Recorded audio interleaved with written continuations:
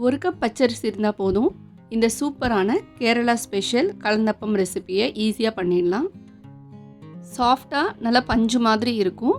பிரித்து பார்த்தீங்கன்னா இந்த மாதிரி உள்ளர தேன் கூடு மாதிரி ஷேப்பில் இருக்கும். ஒரு பெஸ்ட்டான ஸ்நாக் ரெசிபி தேடிட்டு இருக்கீங்கன்னா இந்த ரெசிபியை மிஸ் பண்ணாமல் ட்ரை பண்ணி பாருங்கள். வெல்கம் டு சன்விகா சமையலறை. வீடியோக்குள்ளே போகிறதுக்கு முன்னாடி நம்ம சேனலை ஃபஸ்ட் டைம் பார்க்குறீங்கன்னா சப்ஸ்கிரைப் பண்ணிக்கோங்க.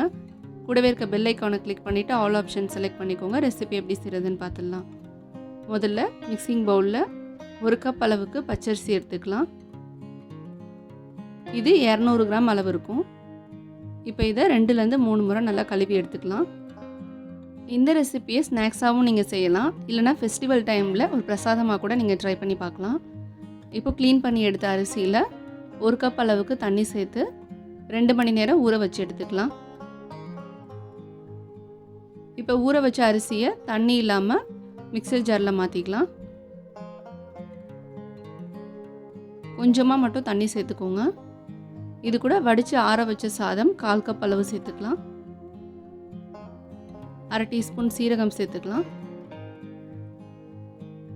1/4 டீஸ்பூன் உப்பு சேர்த்துக்கலாம். இது எல்லாத்தையும் ஊற வச்ச தண்ணியை கொஞ்சம் கொஞ்சமாக சேர்த்து இந்த மாதிரி நல்லா ஸ்மூத் பேட்டராக அரைச்சி எடுத்துக்கோங்க. இப்போ இது தனியாக இருக்கட்டும். இப்போ ஒரு பேனில் 1 டீஸ்பூன் நெய் சேர்த்துக்கலாம்.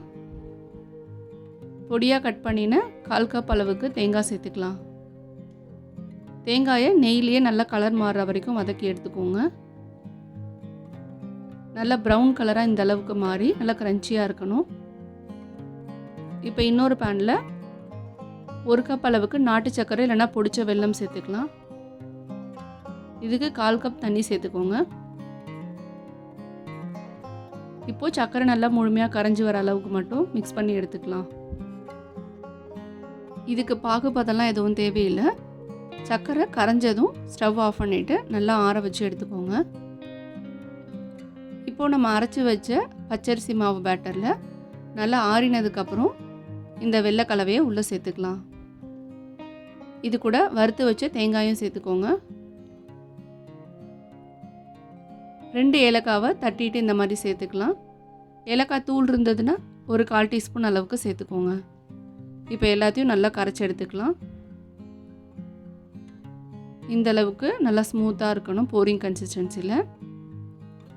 இப்போ நல்லா கரைச்சி எடுத்ததும் ஃபைனலாக ஒரு பிஞ்ச் பேக்கிங் சோடா சேர்த்துக்கலாம். பேக்கிங் சோடா சேர்த்துட்டு லைட்டாக மட்டும் நல்லா மிக்ஸ் பண்ணி எடுத்துக்கோங்க. இப்போ ஒரு பேன் சூடு பண்ணி 2 கரண்டி மாவை இந்த மாதிரி ஊற்றிக்கலாம். நீங்கள் மாவு ஊற்றும் போது ஸ்டவ்வை கம்ப்ளீட்டாக லோ ஃப்ளேமில் வச்சுக்கோங்க. இதில் கொஞ்சமாக நெய் இல்லைன்னா நல்லெண்ணெய் ஆட் பண்ணிக்கோங்க. இப்போ மூடி போட்டு நல்லா வெந்து வர வரைக்கும் ஒரு 3-5 நிமிஷம் லோ ஃப்ளேமில் வச்சுக்கலாம். இப்போ இந்த அளவுக்கு நல்லா குக் ஆனதும் இதை மெதுவாக திருப்பி போட்டுக்கோங்க. இன்னொரு சைடு ஒரு 2 நிமிஷம் மட்டும் நல்லா குக் பண்ணி எடுத்திங்கன்னா சூப்பரான கேரளா ஸ்பெஷல் கலந்தப்பம் ரெடி. நல்லா சாஃப்டாக பஞ்சு மாதிரியே இருக்க ரெசிபி. நீங்கள் சாப்பிட்டு பார்த்தீங்கனாலே தெரியும். இதை பிரிச்சிங்கன்னா உள்ளர இருக்க லேயர் பார்க்குறதுக்கு தேன் கூடு ஷேப்பில் இருக்கும். இதை நீங்கள் ரைஸ் கேக் மாதிரி குக்கரில் கூட பண்ணலாம். அதோட ரெசிபி லிங்க் ஆல்ரெடி டிஸ்கிரிப்ஷனில் கொடுத்துருக்கேன், செக் பண்ணி பாருங்கள். இந்த ரெசிபியை யாரெல்லாம் இதுக்கு முன்னாடி ட்ரை பண்ணி பார்த்துருக்கீங்களோ அதோட டேஸ்ட் எப்படி இருந்ததுன்னு கண்டிப்பாக கமெண்ட்டில் சொல்லுங்கள். ட்ரை பண்ணாதவங்க இந்த வீடியோக்கு அப்புறம் சேவ் பண்ணி வச்சுட்டு கண்டிப்பாக ட்ரை பண்ணி பாருங்கள். ரொம்ப டேஸ்டியான ரெசிபி. இதே மாதிரி இன்ட்ரெஸ்டிங் அண்ட் ஈஸியான ட்ரெடிஷ்னல் ரெசிபீஸ்லாம் பார்க்குறதுக்கு நம்ம சேனலை மறக்காமல் சப்ஸ்கிரைப் பண்ணிக்கோங்க. வீடியோ பிடிச்சிருந்தா லைக் பண்ணுங்கள், மறக்காமல் ஷேர் பண்ணுங்கள். அடுத்து ஒரு இன்ட்ரெஸ்டிங் அண்ட் ஈஸியான ரெசிபீஸோடு மீட் பண்ணலாம்.